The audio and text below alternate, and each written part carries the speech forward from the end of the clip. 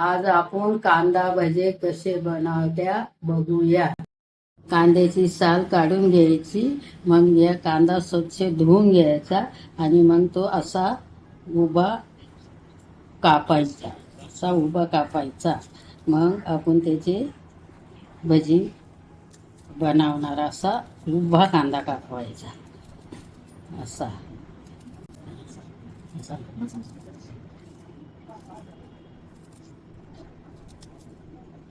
एकदम असं पातळ।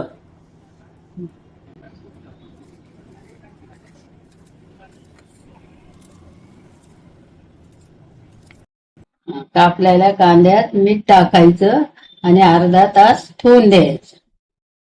कांदा असा फोडून घ्यायचा आणि मग असं त्याच्यात मीठ टाकायचं असं, आणि मग ते समद्या कांद्याला हे करून घ्यायचं असं, आणि ते एक अर्धा तास राहून द्यायचं। अर्धा तास झाला तर त्याच्यात हळदी टाकायची, मग मिरची टाकायची, आपल्याला वाटलं तर लाल टाकायची, तर पण मी हिरवी टाकली, मला वाटलं तर लाल पण टाकू शकते। नंतर आपलं चण्याचा आटा टाकायचा। आता मी हे 2 चमचे पीठ टाकते, 3 चमचे डाळ। आता आपण ते कालून घेऊया असं, त्याच्यात पाणी नाही टाकायचं, असंच कालवायचं।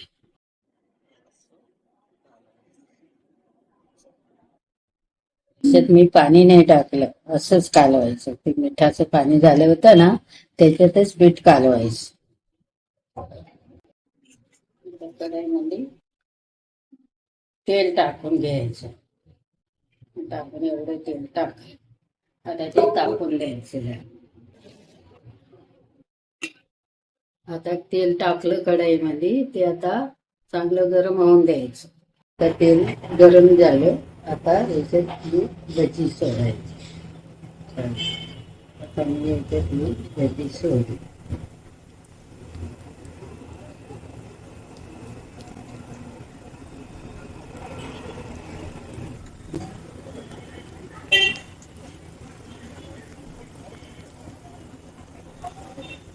ही भजी कुरकुरीत बनपर्यंत हे चांगले होऊन द्यायचे, लाल लाल होऊन द्यायचे चांगले, तोपर्यंत असे हे करायचे, वळेपर्यंत ते तळून घ्यायचे, असे लाल लाल होऊन द्यायचे।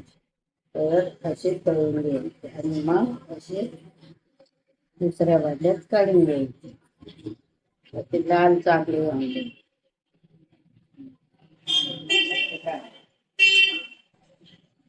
एकदम असे कडक कडक झाले, तोंडाला असे चावून असे कडक कडक खरपूस झाले।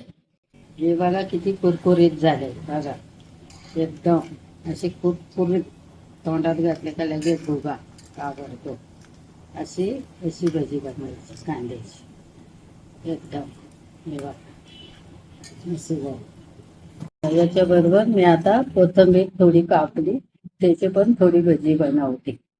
कांदा आणि थोडी कोथिंबीर अशी मिक्स भजी बनवते। त्याच्यासाठी पण पीठ घ्यायचं, 1 चमचा, आणि मिरची टाकायची। आता याला मी हळदी टाकली, आणि आता याला मी लाल मिरचीची भुकी टाकते, लाल मिरची टाकली, आणि थोडं नमक टाकते, मीठ टाकते, थोडं मीठ टाकलं थोडं।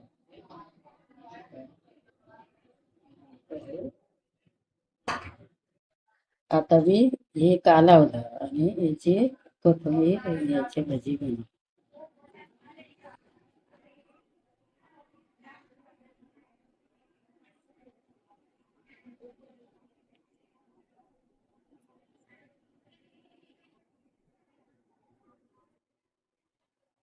आता अशी भजी बनवायची, थोडी थोडी थोडी बारीक बारीक।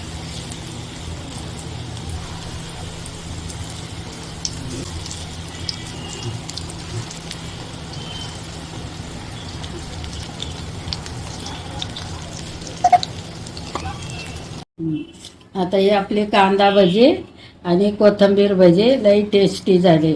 आता हे बघा कुरकुरीत झाले, कांद्याचे भजे एकदम कुरकुरीत झाले. आणि हे कोथिंबीर भजे हे बघा, हे पण लई कुरकुरीत आणि टेस्टी झाले, एकदम कुरकुरीत.